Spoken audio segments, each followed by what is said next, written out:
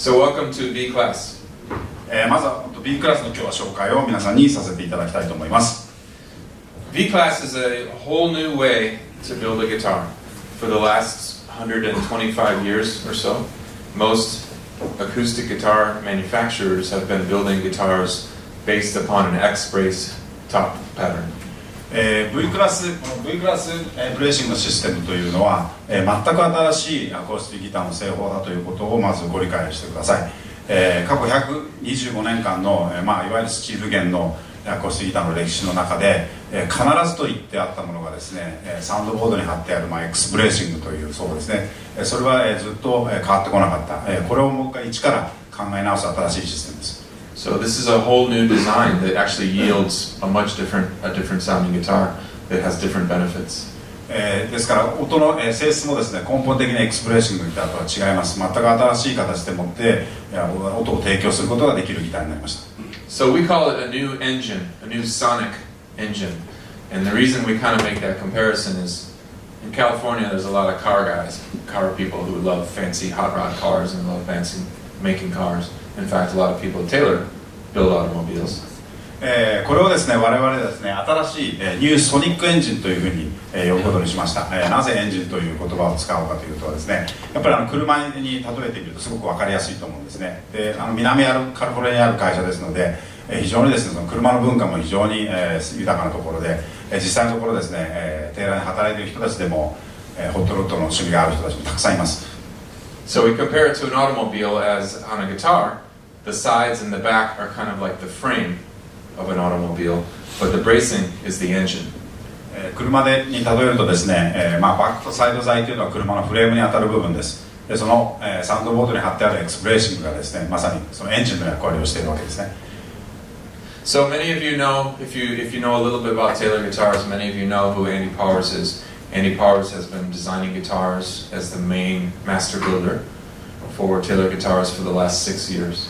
テーラーのブランドのことを少しご存知の方は、アンディ・パースのことを知っている方もいらっしゃると思うんですけども、アンディ・パースさんはですね、実質、ボブ・テーラーの後継ぎとして、過去6年間ですね、ここ6年の間、マスタービルダーとして、テーラーで、活躍していらっしゃる方です。So B class is an idea that Andy has had in his head for over 10 years. He's been thinking about B class. この B クラスブレーシングシステムというのは、このアンディがですね、もう構想を練ってもうすでに実は10年になる、アイデアです。So we talk when we describe guitars with B-class bracing, we say it's a new approach to controlling volume and sustain. この V クラスブレーシングとは一体どういうものなのか、一言で表すとですね、ボリュームとサステンを独立して別々にコントロールできる新しいブレーシングのシステムだというふうに、捉えてください。The first thing we're going to do today is we're going to think about the things that we all want to have in a guitar. まずですね、今日皆さんと一緒に考えたいのは、皆さんがアコースティックギター、いいアコースティックギターをですね、欲しいと思うときにですね、一体どういうクオリティをギターに求めるか、まずはそこからスタートしましょう。How many people in this room play guitar? 今日実際に自分もギターを弾くって方、よかったら手を挙げていただけますか。 Raise your hand if you're a guitar player. Okay, good. Okay, so I think you'll all understand this. Okay? So, when you think about a guitar, what do you want from it? You want it to have good playability. You want it to be easy to play all up and down the fingerboard. 今日はギタリストの方が多いので、この話題は結構盛り上がると思うんですけども、まずはですね、ギタリストとして欲しいもの、まずはプレイアビリティですね。圧倒的にやっぱ弾きやすいギターが皆さん欲しいんではないでしょうか。アクションが低い、弾きやすいギター。You want good intonation on the guitar. You want the guitar to sound in tune up and down the fingerboard, especially as you play chords. イントネーションの良さもですね、ギターの良さの要素としては非常に大事なことになってきます。チューニングが合いやすいだけではなくて、いろんなポジションでいろんなコードのボイシングを弾いても全てこうチューニングが合って聞こえるイントネーションでいいギターですね。Of course, you want the guitar to sound good in your ear, right? もちろんトーンも大事な要素になってきます。皆さんにとっての心地いい音で、ギターが鳴ることも非常に大事です。If you've seen Masaki do roadshow, he talks about body shapes, he talks about tone woods, and the whole idea is to find your fit, find the right sound for you as a player. What sounds good to you?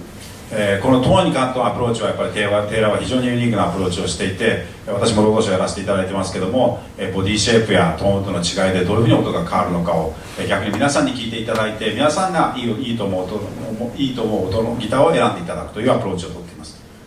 Everybody hears differently. Everybody wants different sounds, right? 皆さんそれぞれのいい音の定義が違います。皆さんの欲しいギターというのは、それぞれ違うはずなんですね。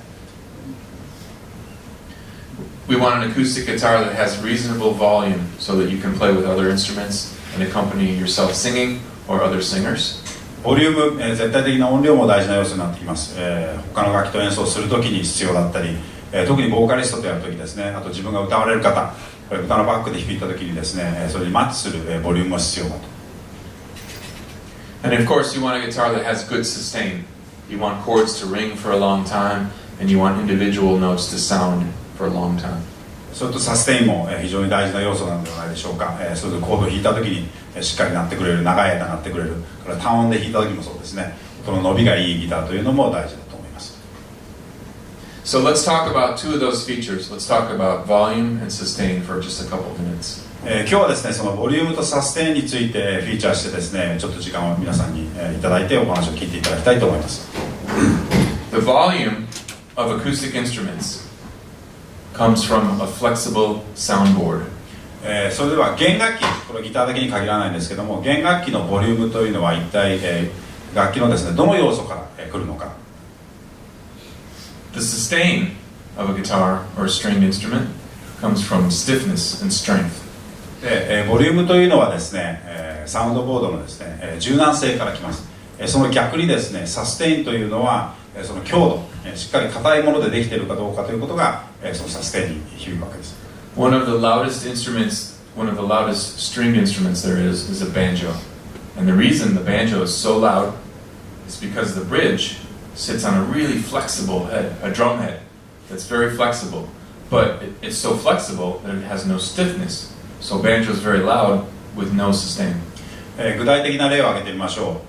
例えばですね、弦楽器の中でも音が大きいことで有名なバンジョーを例にとってみると、バンジョーというのはドラムのヘッドみたいな革の上にブリッジが乗っているだけで非常にフレキシビリティがある、非常に動きやすいものの上になっているので非常に音が大きいですよね。ただ逆にサステインがほとんどないです。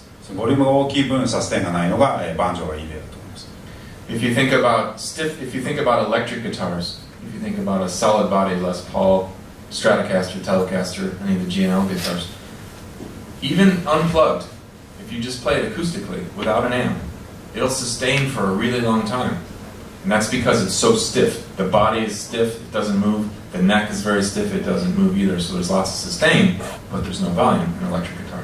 その逆を、今度は逆に硬い楽器というか例で言うとですね、そこに並べてある G&L なんかもそうですけども、エレキギターがいい例だと思います。エレキギターをですね弾いたときにアンプリ通さない状態で弾いたときも非常に長いサステインが得られるのがエレキギターの特徴です。つまり硬いものであるからボリュームがない分逆にサステインが得られるのがエレキギターがその象徴です。So V-class bracing allows the guitar to move in a different way than X brace. この V ブレーシングのシステムというのは今までの X ブレーシングとは違った形でサウンドボードが動くことを可能にしました。 The sustain comes from the center part between the V braces, which is very stiff and very strong. この V ブレースというのはですね、サウンドホールを挟む形に縦にブレーシングが入っているんですね。ですから必要な強度は真ん中に集中させることができるんです。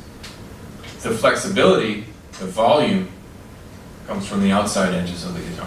逆にですね、ボリュームを得るための必要な柔軟性というのは、右と左のサウンドボードのところにきれいに振ってあります。ですからシーソーように動くことができるんですね。Yeah, this bracing allows the guitar to move this way at the top. トップがですね、今までとは違って左右にロッキングするような形でもって動くことを可能にしました。V-class bracing allows the top of an acoustic guitar to move in a different way. It allows for independent control of stiffness and flexibility, which allows for good volume and good sustain. 書いてある通りですね、今説明したことです。V クラスブレーシングはですね、X ブレースと一番違うのはそれを独立させてコントロールすることができた。強度は真ん中に集めることによって、しっかり硬さを保つことにより、ボリュームは逆にサステインをですね、フレキシビリティをしっかり左右に振ってやることによって、さらにサステインの長いギターを作ることが可能になりました。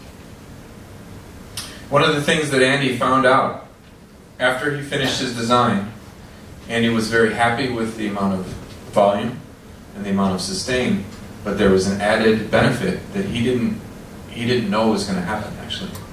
これがですね非常に面白いストーリーなんですけども、実際にアンディがこのデザインを完了させて実際にギターを作り出して、実際にボリュームだったりサステインが非常に良くなったということを結果として出たんですけども、さらにそれに足す形でもってですね、アンディ自身もこういうことが起こるとは気づかなかった一つ現象がありました。 It was a nice surprise.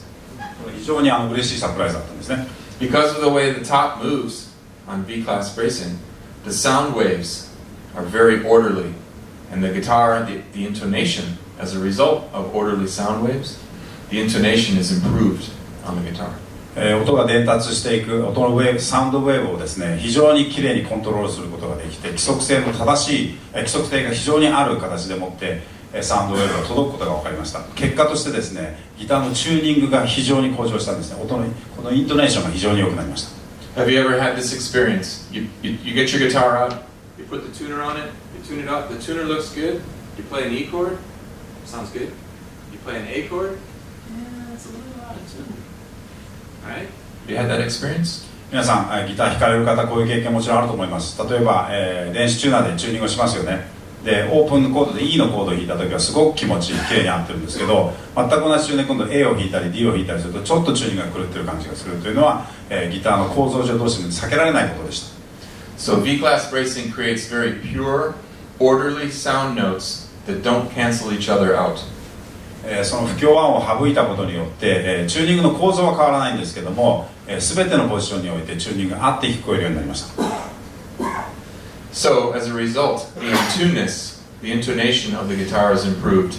Notes have a very clear, consistent sound, and they sound more in tune when they are part of a chord.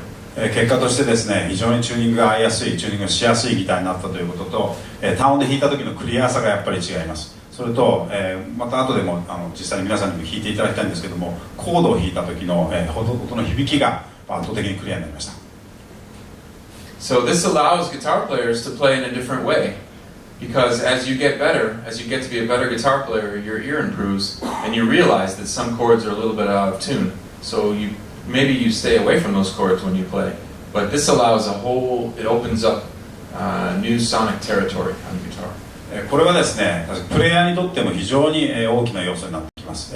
今少しずつやっぱギターが上手くなっていく過程でいろんなコードボイシングを弾いていく時にこれはちょっとチューニングが狂ってるな、やっぱり使うのを避けよう、現場でこのコードはなかなか使えないみたいなのはやっぱり皆さん持ってると思うんですね。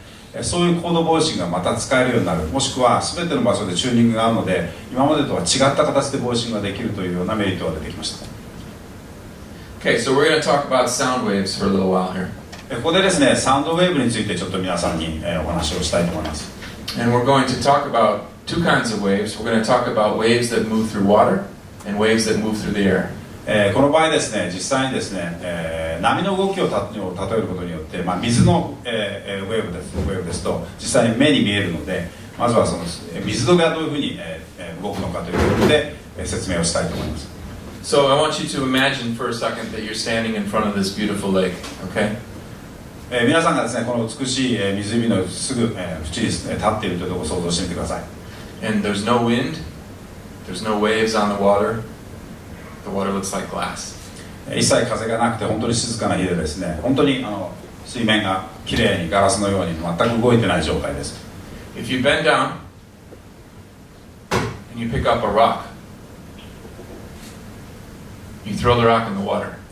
一つの石を拾ってですねその水面に向かって投げたところを想像してみてください。 You throw the rock into very calm water. 非常にですね全く動いてない、水面に石を投げたとき You get a very orderly wave. You get a wave that can travel freely until the energy runs out of the wave. 非常に自由に規則正しい輪がこういうふうに広がっていくのを大体皆さん想像がつくと思います。全くそれを止める、要素が一切ないので。 If you're standing in front of the lake, you watch that wave disappear. You pick up 15 rocks, a whole handful of rocks, throw them into the water. You get wave cancellation. The waves run into one another. 逆に小さな小石をですね10個15個手に持って一斉に投げたところを想像していただきたいんですけども、今度はですねそれぞれ小さな波がですねお互いにこうぶつかり合ってこうキャンセルし合うわけですね。これをウェーブキャンセレーションと言います。 We use water when we talk about this because it's easy to see in water. We can't see sound waves. We can feel them when you're playing in a band and the kick drum is pounding. You can feel them, but you can't see them. But sound waves travel much like waves in water. この例はですね実際に、目に見えるという形で非常に皆さん理解していただきやすいので水の例を使っていますけども、サウンドウェーブも同じように、音はデータする、ですね。ですから、実際に音はですね皆さん、ベースドラムの音を弾いている時にここで感じていると思うんですけども、実際には目に見えないのでこういう形で説明させていただきました。 So V-class bracing produces very orderly sound waves that don't cancel each other out, and they can travel for a long distance. ですからですね、この V クラスの、音の、伝わり方のイメージはですね、本当にこの一つの石を投げた時と同じような形で音が伝わるというふうなイメージでいただけると非常に分かりやすいと思います。You know, one thing I thought about is like the second wave. That's like the bloom part of it. I don't know if we can ever get that, but it's future. So, V-class bracing guitars. The guitars sound. The guitar tuner can see the note very well. It's very easy to tune the guitars. 後でですね、もしチャンスがあったらチューニングをしてみてください。非常にですね、電子チューナーの針が真ん中に行くスピードが違います。非常にチューニングがしやすくなります。The harmonic content of the strings ring out very uniformly and consistently along the whole fingerboard. 実際ナチュラルハーモニクスもですね、本当に今までアコギでは出しづらかったところもですね、綺麗にハーモニクスが出ます。Notes are loud with good projection and very long sustain. 音の大きさ、それからサステンの長さもそうなんですけども、音がより遠くへ響く、プロジェクションも非常に高まりました。Notes are very consistent from the low notes on the guitar all the way up to the last fret. 非常にですね、音のバランスもいいです。非常にですね、低域の一番低い開放弦からハイポジションまでですね、デッドスポットのない仕上がりになっています。It's very easy for an open string, a long guitar string, to ring for a long time because it's long. But as you play up the fingerboard, the string length gets shorter, so it's usually harder for notes to sustain when they're higher pitches. もちろん開放弦は一番、サステンは長いわけですけども、普通はですねこうハイポジションになればなるほど弦の長さが短くなっていくのでサステンは短くなっていきますよね。これがですね極力ないんです。本当に全ての、音域において長いサステンが出るのがこの V クラスの特徴です。So the notes have a more in tune relationship with each other as they sustain and bloom and decay. これはですねコードを弾いた時にすごくわかるんですけども、それぞれの音が非常にピュアであることによってそれぞれの音が干渉し合わないできれいに出ます。これがですね後でデモンストレーションしていただきますけども、同じ音を弾いてもですね途中からこうハーモニクスの音が変わる現象が起こります。途中から音の音色がこう変化する。So this is a very big move for Taylor guitars. This is a big change, and we thought that it was very important to protect Andy's design. So we filed for a United States patent more than 3 years ago, and we were granted a patent in December of 2016 for V-class bracing. これはテイラーの将来的にもですねこれは非常に大事なデザインになるということと非常に画期的なデザインだということで実はですねもう3年前に US のパテントは実は取っています。 We know that there are people in China who are already trying to copy this. もうすでに中国のメーカーがコピーをしだしているのは分かってはいるんですけどもSo we want to make sure we protect Andy's original design. このアンディのデザインをですねちゃんとテイラーとしてプロテクトしようということでパテントを取りました。 This guitar also, the V-class guitar system also marks a change for Taylor guitars. And Bob Taylor thought that it was such a change that he wanted to design a whole new guitar label to put inside the guitar. 非常にですねテイラーにとっての大きな転換期になるこの新しいモデルなんですけどもこれはですねしっかりお客様にも皆さんにちゃんと理解していっていただきたいということでレーベルのデザインを一からやり直しました。 Bob Taylor wanted to make sure that when people look inside the sound hole of a V-class guitar that the first thing they see is Andy's signature because he wants people to know that it's Andy's idea, Andy's design. このレーベルを変えるというのはボブ・テイラー本人のアイデアだったんですけどもまず V クラスのギターを見たときはですねまず最初に皆さんに気づいていただきたいのはアンディ・パーズのサインになっているということです。これはボブのデザインではなくてアンディのデザインだということをですね、まず皆さんに知っていただきたい。 And you can see Bob's signature kind of in the background, sort of fading out. And it's Bob's way of kind of saying he's stepping back. The future belongs to Andy. このボブのサインはですね、バックグラウンドに薄く入っているのが分かると思います。これは何を象徴するかというとですね、ボブの世代はこれで終わりつつあると、自分はフェードアウトしていく中で次の世代はアンディなんだということを象徴したレベルになっています。 So in 2018, we have 4 different models of V-class guitars.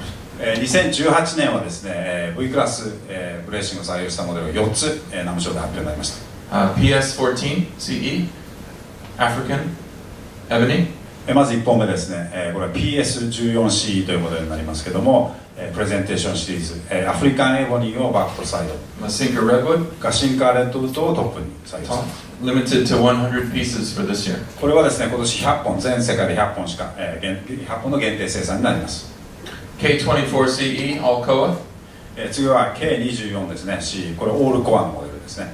914 East Indian Rosewood, Sitka Spruce. 914C は、インディアンローズウッドとシカスプルースの組み合わせ。 All V-class guitars have a black graphite nut, which you can see. レーベルの他に見た目ですぐ分かりやすいのは、V クラスのギターはですね、ナットが黒くなってます。 And a new model called K14 CE Builder's Edition. そして、全く新しいモデルが一つこれに加わります。これがですね、ビルダーズエディションというモデルになります。 So PS14 CE, K24 CE, 914, and Builder's Edition. そして、ビルダーズエディションですね。Okay, so I'm going to go backwards for 1 second to go to the 914. Let you hear it. 914でですね、ちょっとアンディにデモンストレーションしてもらいましょう。その後にビルダーズエディションをご紹介させていただきます。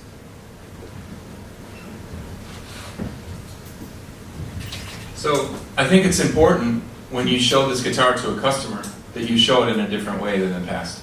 You talk about the sustain, you talk about the in-tuneness, and you make sure that they hear that.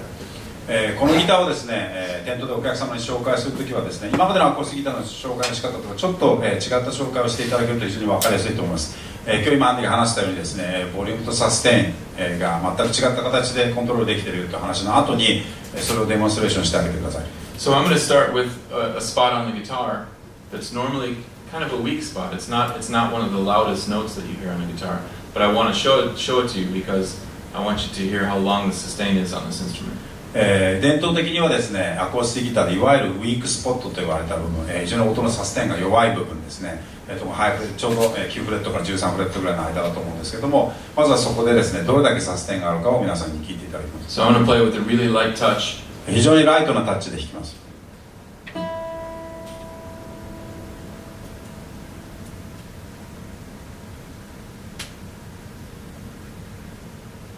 I don't have any guitars at home. None of my Martins, none of my Taylors, none of my Gibsons. None of them do that. 今のすごくシンプルなデモンストレーションですけども、アンディの個人的なコレクションの中でテイラーもマーチもギブソンも持ってますけども、これをやってくれるギターは一本もない。 Just listen with a light, very light touch.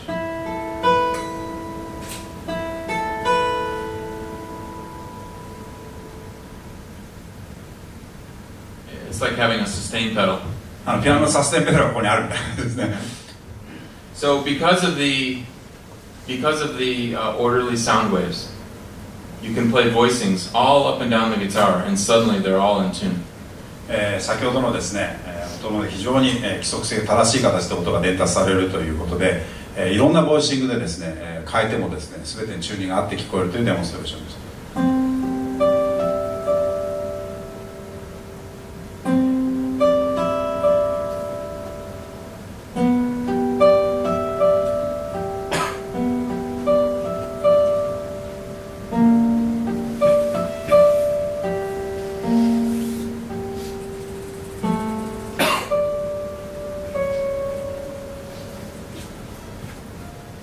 Chord voicings that normally don't work on guitar.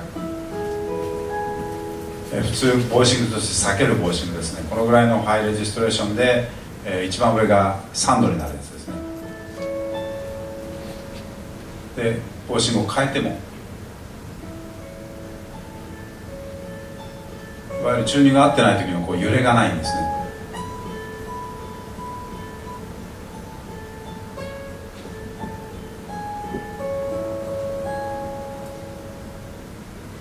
So, up and down the fingerboard. 今度は低い方から高い方へ変わっていく時の、イントネーションの良さですね。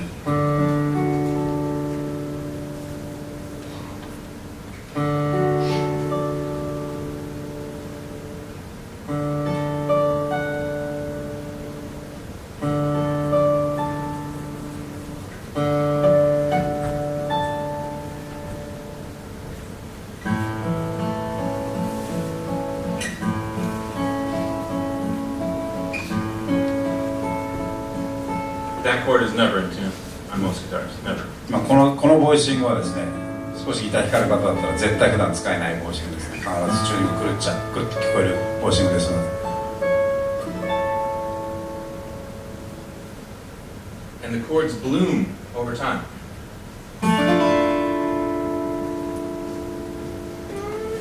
Hear that note? That one? もう一つ、この、V ブレーシングの特徴として英語でブルーミングって言いますけども、これはですね、花がこう咲く時に使うようなブルーム、つまり、音がですね、こう途中でこうどんどん消えていく中でですね、音の性質がこう少しずつ変わっていくんですね。途中でこう開花する感じでもってハーモニクスの性質が変わります。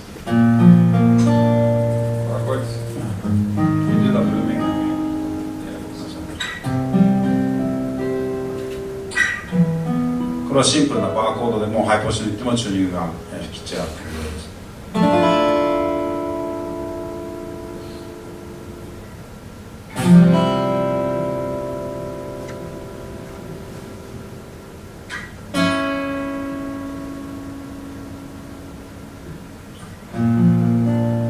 Tune everywhere.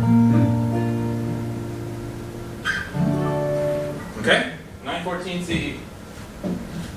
Next guitar we're going to talk a little bit about is the Builder's Edition. ビルダーズエディションを最後に、ご紹介したいと思います。Builder's Edition is a brand new model. The first one we are releasing in 2018 is an Alcoa back inside guitar. このビルダーズエディションというのも新しいシリーズになるというふうに捉えてください。その第1本目がこのギターですけども、まずはコアのバックサイドです。And a torrefied Sitka spruce top. からトリファイド、シッカスプルースがトップに貼ってあります。All Builder's Editions have a armrest.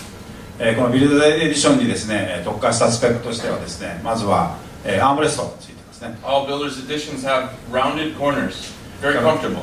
非常に弾き心地を重要視しているので、全てのコーナーがですね、こうラウンドエッジになっています。Andy Powers designed a brand new finish called Silent Satin Finish. フィニッシュもこれは全く新しいフィニッシュで、我々 Very が quiet. So when you put it in front of a microphone, サイレントサテンフィニッシュというふうに呼んでるんですけども、特にマイクの前で録音したりするときにですね、どうしてもこう服が擦れてしまう音っていうのは必ずクロスフィニッシュの場合入っちゃうんですけども、それを軽減したフィニッシュになっています。非常に静かに弾ける。and Builder's Edition has a contour bevel cutaway, brand new cutaway. カッターウェイが全く新しいデザインになっています。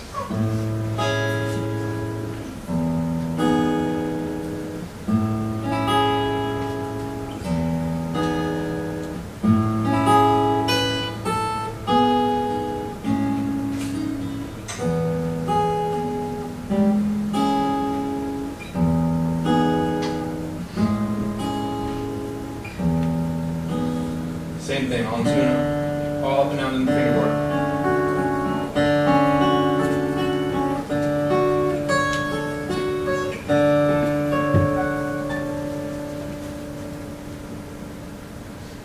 That's a good last word. So, Builder's Edition. So, 4 new guitars, 914 CE, PS 14 CE, Builder's Edition K14 CE, K24 CE. 4モデルですね。最後にご紹介した、ビルダーズエディションとしての4モデルが、ナムショで発表になりました。 And now you're going to get to hear one. Thank you very much for listening today. Thank you. Good to see you. この後ですね、福内さんの演奏入りますけども、後で後ろのにもデモ用意してあるので、ぜひ去って帰ってください。ありがとうございました。